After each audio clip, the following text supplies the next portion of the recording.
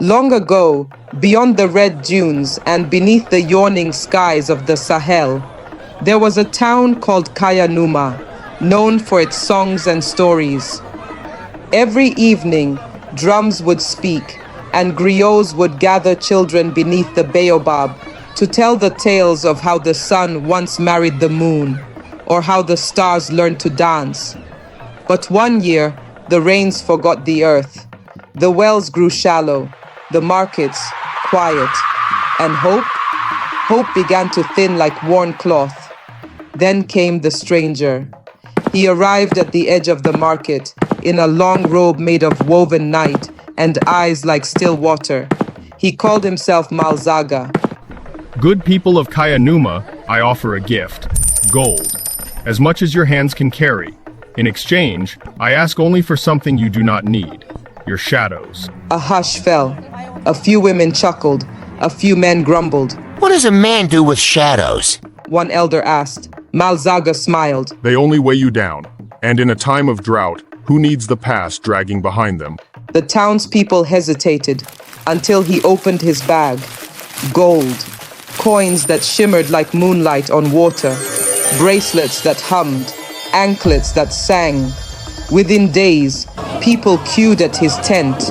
One by one, they stepped into a circle drawn in sand, where Mal Zaga held up a bottle of silver glass.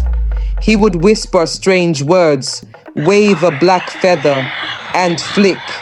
A shadow would vanish from the ground and swirl into the bottle. It doesn't hurt, said the tailor, jingling his new coins. I feel lighter, said the baker. I don't even miss it, said the priest. All except one. A small girl with tightly braided hair and a stubborn chin watched from behind a basket of kola nuts.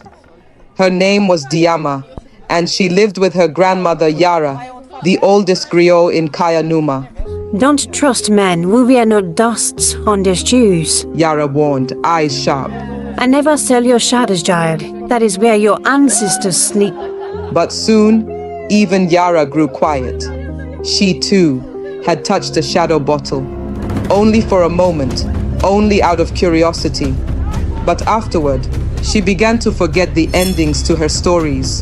What was the lion's name again? Where did I bury your grandfather's drug? Belma. Is that your name, child? The market grew silent. Drums stopped. No one remembered the song for rain. Mothers forgot the names of their own children. People passed each other like ghosts. And most frightening of all, there were no more shadows. Only Diama's shadow remained, following her like a stubborn goat. Children avoided her. She still has it, they whispered. She remembers too much. One night, under a thin moon, Diama heard the calabash drum rattle beneath her grandmother's mat. It tapped a rhythm no one else could hear. She lifted the mat. The drum rolled into her hands.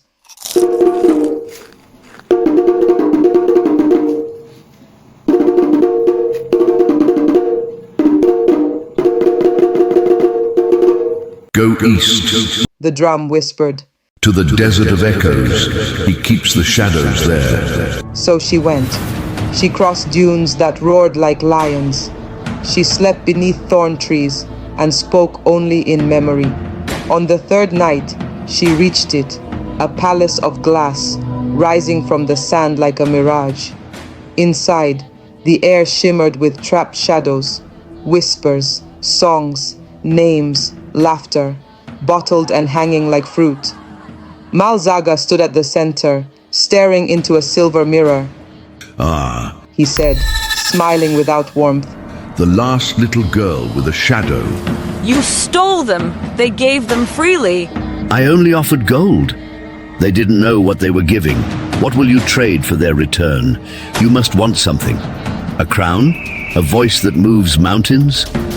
Or perhaps peace? Diama stepped back, lifted her grandmother's drum, and struck it once. The sound echoed through the palace like thunder on stone. Bottles began to tremble. The shadows stirred. No more trades. I've come to remember. One by one, the bottles burst. Shadows poured out, singing, dancing, whispering names long forgotten. They swirled like sand caught in wind and raced back to Kaya-Numa. Mal Zaga shrieked as his robe unraveled into dust. You foolish child, you've brought the past back. Because without the past, we forget who we are. When Diama returned to Kaya-Numa, the town was weeping, but with joy. Shadows stretched once more across the ground. Griots remembered their stories. Mothers cried their children's names. And under the baobab tree, Grandmother Yara sang again. Moral of the story: gold fades, shadows remain. Never trade away your story.